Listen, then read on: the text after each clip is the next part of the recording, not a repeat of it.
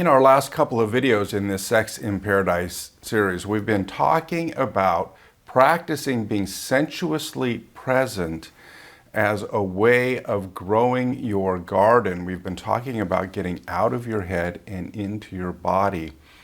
And as you've practiced this, you may have discovered that there are some intrusive thoughts that you don't like, that you don't want, that are like demanding your attention. They may be sexual fantasies, they may have something to do with a fetish or some other compulsive sexual behavior that you don't want, and yet it just keeps clamoring at you.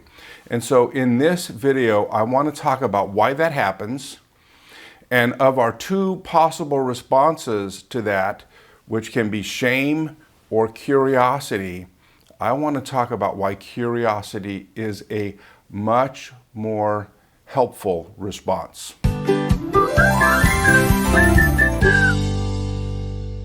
Hi everybody, I'm Greg from Heart Tools, where we make it simple to build great relationships. And if you want to understand your sexual self, you need to understand that your sexual self can involve your whole being, that any part of you can be sexualized. And one of the prime candidates of things in your life to be sexualized is your pain. And the deeper and more intense the pain is, the more likely it is to be sexualized. Now, why is that? There's a couple reasons. The first is when we sexualize our pain, then for a moment we're turning what is most painful into something exciting or something pleasurable. The second reason is when we sexualize our pain, then for at least a moment, it gives us a sense of power or control over that pain. And not only that, if you have been ignoring this pain or burying this pain and you haven't been doing anything to heal this pain, then very likely the only place this pain pops up is during sex. And it can be very easy to get in the habit of acting out a response to this pain during sex. And this pain can include things in our past that have terrified us, things that have deeply hurt us, times we were abandoned or betrayed or abused or molested, or other traumas that we have experienced. Or it could be unmet developmental emotional needs where there's an emptiness where there should be something, and it creates a longing in us, and that also can be sexualized. Let's take a concrete example of how this might happen. Let's say that a man, while trying to be sensuously present with his wife, has a constant intrusive thought of his wife having sex with another man. And no matter how much he tries, he can't focus in on the present. This idea is more exciting, more captivating. It demands his attention. Why might this be happening? Well, there could be any number of reasons. It could be that he had a previous lover that did cheat on him. It could be that his mother at some point abandoned him, either literally left or emotionally abandoned him, and he is dealing with that pain. It could be that he internalized a message growing up that he was never enough. It could be that he's internalized a message that he is bad somehow, and this is how he is punishing himself. It could be any of 100 different reasons why it's happening. And it could be a combination of several different factors, because we're complex beings, and because we're complex, our sexuality is complex.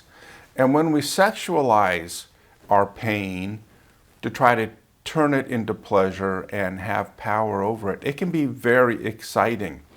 It could demand our attention. I heard someone describe this as like when you have a water hose and you pinch it and the water comes out more forcefully. And that can be what the experience is like when we have sexualized our pain. When we introduced the sexual response cycle, we said there are things that could lead to a real heightened sense of thrill and excitement before orgasm that don't necessarily lead to afterglow.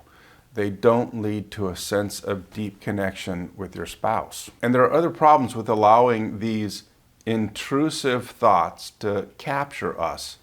The first is it doesn't resolve. When we sexualize our wounding, it doesn't heal the wounding. When we try to take power over it in this way, it actually becomes more powerful.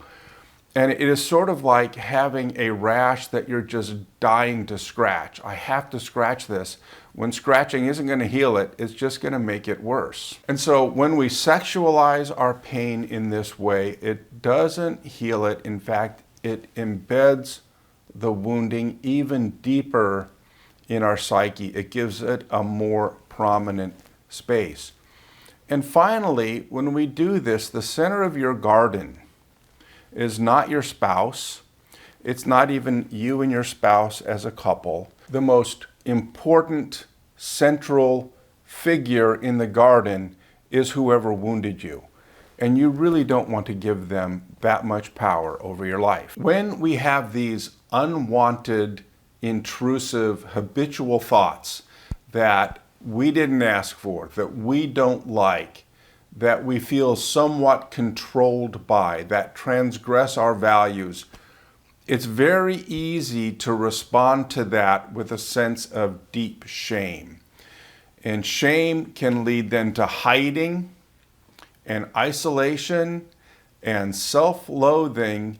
And when that happens, it gives these intrusive thoughts even more power over our lives. And when shame causes us to hide or isolate like this, it's very easy to fall into a pattern of living a double life. So we become one person when we're with this group, and we're a different person when we're with this group. Or we're one person in public, and we're a different person in private. So sometimes what shame can do, because that feels intolerable, is shame can drive us to go the other direction from hiding, and it will cause us to say, you know what, I'm just all in on this. I'm going to stop fighting it. I feel like I'm trying to hold back the ocean here. It's so strong and powerful, so I'm just going to give in and do this thing whenever I want to. And for a while, this can feel like freedom because I don't have to fight this urge anymore. But it's actually the opposite of freedom. It's actually surrendering your freedom if this is a sexualized response to pain and trauma. And it's like any other addictive behavior. If you struggle with alcohol for a long time and just decide, you know what, I'm tired of struggling, I'm just all in, I'm just going to drink whenever I feel like it, that can feel like freedom for a little bit, but it's not freedom. It's surrendering our freedom. It's making a commitment to live in our prison cell and never come out, which is why I suggest a different response. Instead of responding with shame, respond with curiosity. The question is, I wonder where this came from. I wonder what pain is behind these intrusive ideas, because while you may be tempted to feel shame about these things, God is not ashamed of you because of these things, because God knows exactly where it came from. God knows what pain led to this, or what combination of pain that led to this. And what God wants for you is healing and wholeness so that you can enjoy sex in paradise just the way He created you to. Now, let's talk about pornography and its relationship to the intrusive thoughts that we're talking about, because pornography can actually do double damage to us.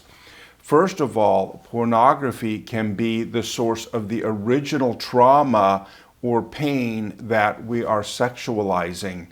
When we are young and we are exposed to pornography or other sexually explicit material, and we are not psychologically equipped to handle that and process it and understand it, it can be overwhelming and it can become obsessive to us. And the only way we know how to respond to that is by obsessively thinking about it, by compulsively reviewing it in an effort to try to get a handle on this thing that's happened to us.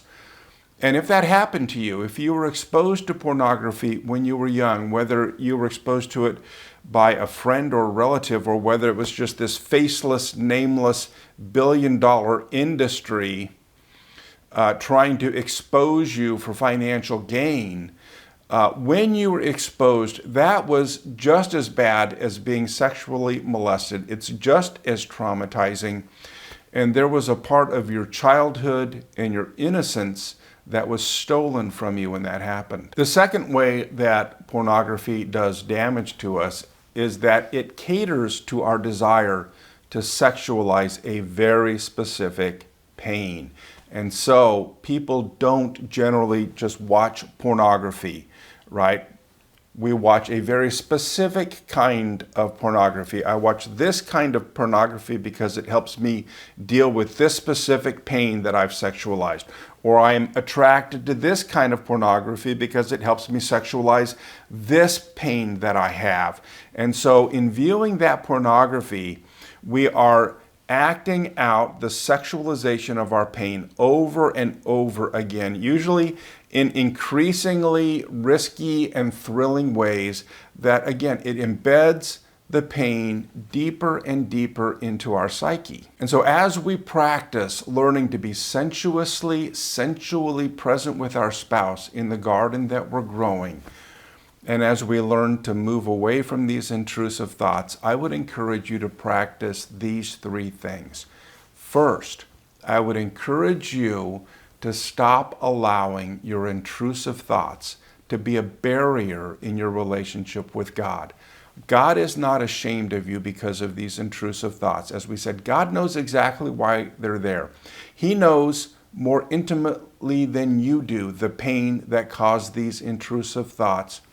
And there's nothing He wants more than to come alongside of you and to help you have healing. So wherever you are in your relationship with God, I would just encourage you to ask God to move near to you and to give you the wisdom and the guidance and the courage to deal with whatever pain is behind your intrusive thoughts. And then the second two steps have to do with asking yourself these two questions. And the first question to ask yourself if you struggle with these kinds of intrusive thoughts is, I wonder where these thoughts come from. Instead of going down the shame route, go down the curiosity route and just ask yourself, I wonder where this comes from, because it came from somewhere. It generally came from things that you didn't ask for and didn't want, but things that happened to you. And in the workbook that I've created to go along with this series, in the section that goes with this video, I have a series of questions that will help you at least start that journey of self-understanding and wondering, but it will also help you with the second question that you need to ask, which is extremely important, and that is, what resources do I need to help me understand this and help me heal from it? Because generally what happens is we receive these kinds of woundings in relationships, and we can only be healed in relationship. It's not something that we can just do on our own. We need to be in healthy, loving, non-shame-based, trust-filled relationships to be able to explore what has happened to us and to find healing. You may need the help of a therapist or a support group to help you heal the wounds that are causing these intrusive thoughts. In fact, you might need a therapist or a support group even to help you uncover what wounding is causing this, because sometimes that can be very tricky to discover on our own. Regardless, you will need resources and you will need help, because if you heal this outside the bedroom, it will stop following you inside the bedroom. So ask yourself, where does this come from? What resources do I need to heal this so that I can grow in having sex in paradise, where it's just me and my spouse delighting one another and being fully sensuously present the whole time? Simple steps. Practice, practice, practice. That's what Heart Tools is all about.